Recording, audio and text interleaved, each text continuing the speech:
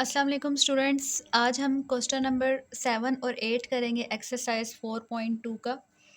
इसमें अगर हम देखें तो नीचे जो हमारे पास एक्स की जो हाईएस्ट पावर है वो यहाँ पे x2 एक्स एक्स क्यूब बनती है और ऊपर भी एक्स क्यूब है। दोनों सेम हो गई हैं तो ये हमारे पास इम्प्रॉपर फ्रैक्शन है। इम्प्रॉपर फ्रैक्शन के लिए फिर हम क्या करते हैं, दोनों टर्म्स को डिवाइड करते हैं। डिवाइड करने के लिए हम पहले जो नीचे वाली टर्म है उसको मल्टीप्लाई कर लेंगे ताकि हमारे लिए डिवाइड करना इजी हो। तो यहाँ पर मैंने x-3 x-4 होल स्क्वायर को मल्टीप्लाई कर लिया। x-4 का स्क्वायर ओपन करके लिख लिया और उसको x-3 के साथ मल्टीप्लाई करके मेरे पास आ जाता है x cube minus 11x square plus 40x minus 48। अब हम एक्स क्यूब को इस टर्म के साथ डिवाइड कर लेंगे। इसको डिवाइड करने के बाद मेरे पास क्या आता है, quotient 1 and remainder 11x square minus 40x plus 48। इसको बिल्कुल हमने पहले की तरह से लिखना है कि X cube over x-3 x-4 whole square को हमने क्या ले लेना है, पहले हम लिखते हैं क्वोशंट प्लस रिमाइंडर ओवर यहाँ पे जो हमारे पास टर्म आती है। अब इसको मैंने फैक्टर्स में लिखा है क्योंकि हमें जब आगे इसको पार्शियल फ्रैक्शंस में रिजॉल्व करना है तो हमें ये फैक्टर्स की फॉर्म में चाहिए, इसलिए मैंने यहाँ इनको ओरिजिनल फैक्टर्स की फॉर्म में लिखा है। जस्ट डिवीजन के लिए हमें ये इस तरह से मल्टीप्लाई करने के बाद जो टर्म आती है हमने वो यूज़ करनी है। ये हमारे पास बन जाती है इक्वेशन ए। इसमें से अब हमने जो हमारे पास ये वाली टर्म है, हमारा क्वोशंट उसी तरह से रहता है, इस वाली टर्म को हमने आगे पार्शियल फ्रैक्शंस में रिजॉल्व करना होता है। तो अब हम इस टर्म को ले लेंगे और इसमें अब हमारा सेम वही वाला केस बन गया। हमारे पास x-4 रिपीट हो रहा है, इसको हमने दो दफ़ा लिखना है, एक दफ़ा विदाउट स्क्वायर एंड एक दफ़ा with square. Then x-3 x-4 whole square को दोनों साइड्स पे डिवाइड करेंगे तो ये हमारे पास इक्वेशन नंबर 2 बन जाती है। उसके बाद हमें इन सबको आपस में मल्टीप्लाई कर लेना है। मल्टीप्लाई करने के बाद हमने एंड पे एक्स स्क्वायर एक्स और कांस्टेंट के जो कोफिशिएंट्स हैं उनको सेपरेट आउट कर लेना है। ठीक है, यहाँ पर हम लोग अब जो हमारे दो वैल्यूज़ हैं x-3 और x-4, इनको हमने इक्वेशन नंबर 2 में पुट करना है। तो पहले हम x-3 में से x की वैल्यू 3 आती है, इसको जब 2 में पुट किया तो हमारे पास a आ जाता है 27। दूसरे फैक्टर में से हमने x की वैल्यू निकाली 4, उसको जब हमने 2 में पुट किया तो हमारे पास c की वैल्यू आ जाती है 64।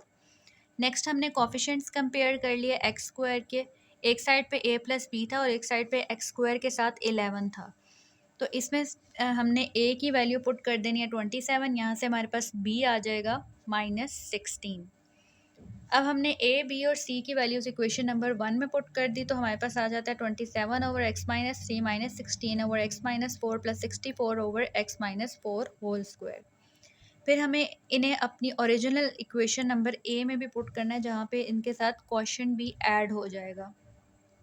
तो हमारे पास जो फाइनल आंसर बनता है वो क्या बनता है, 1 plus 27 over x-3 minus 16 over x-4 plus 64 over x-4 whole square. Question number 8 जो है वो भी हमारा इम्प्रॉपर है। नीचे आपके पास जो x की पावर है वो 3 है और ऊपर भी 3 है, दोनों सेम है, तो ये आपका इम्प्रॉपर फ्रैक्शन है। तो सबसे पहले हम इसको डिवाइड करने के लिए नीचे वाली टर्म को जो है वो मल्टीप्लाई करा के लिख लेंगे तो ये हमारे पास बन जाएगा x cube plus x square minus x minus 1। इसको जब मैंने डिवाइड किया x cube plus x square minus x minus 1 और एक्स क्यूब माइनस 2 को जब मैंने डिवाइड किया तो मेरे पास क्वोशंट बन गया 1 और remainder minus x square plus x minus 1। Then हम ओरिजिनल जो भी हमारे पास फ्रैक्शन गिवन था वो हमारे किसके इक्वल आ गया, 1 plus minus x square plus x minus 1 over, अब हमने इसको फैक्टर्स के फॉर्म में लेना है x plus 1 whole square into x minus 1। ये हमारी इक्वेशन नंबर ए है। इसमें से हमने ये वाली जो टर्म है इसको आगे पार्शियल फ्रैक्शंस में रिजॉल्व कर लेना है। यहाँ पे हमारे पास वही केस है कि आपके पास रिपीटेड लीनियर फैक्टर्स हैं। एक दफ़ा हमने जस्ट x प्लस 1 लिखना है और एक दफ़ा x प्लस 1 होल स्क्वायर लिखना है और c के साथ just x minus 1, equation number 1। फिर हम x plus 1 whole square into x minus 1 को दोनों साइड्स पे मल्टीप्लाई करेंगे तो ये हमारे पास बन जाएगी इक्वेशन नंबर 2। ठीक है, अब यहाँ से हमने क्या करना है कि x प्लस 1 में से x की वैल्यू निकालनी है और x माइनस 1 में से x की वैल्यू निकालनी है, उसको इक्वेशन नंबर 2 में पुट करना है। यहाँ से x माइनस 1 इसको मैंने इक्वेशन नंबर 2 में पुट किया, b आ गया 3/2। इसी तरह x माइनस वन से x1 आता है, इसको इक्वेशन नंबर 2 में पुट करेंगे तो c आ जाएगा -1/4। इक्वेशन नंबर 2 के बाद जो हमने इसको मल्टीप्लाई करना था, ये स्टेप मैंने बाद में किया। यहाँ पर आपने इक्वेशन नंबर 2 के साथ ही इसको मल्टीप्लाई कर लेना है।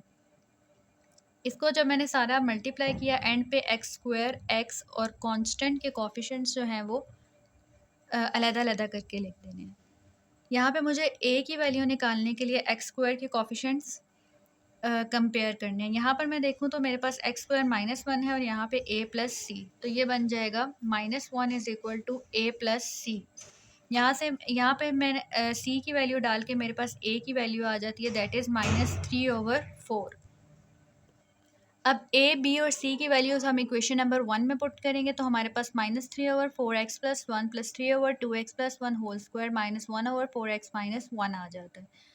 फिर हमें इस वैल्यू को इक्वेशन नंबर a में पुट करना है, जिसमें हमारे पास क्वोशंट भी साथ आएगा। अब हमारे पास ओरिजिनल जो फ्रैक्शन था वो किसके बराबर बनता है, 1 - 3/4x + 1 + 3/2x + 1 whole square -1/4x - 1।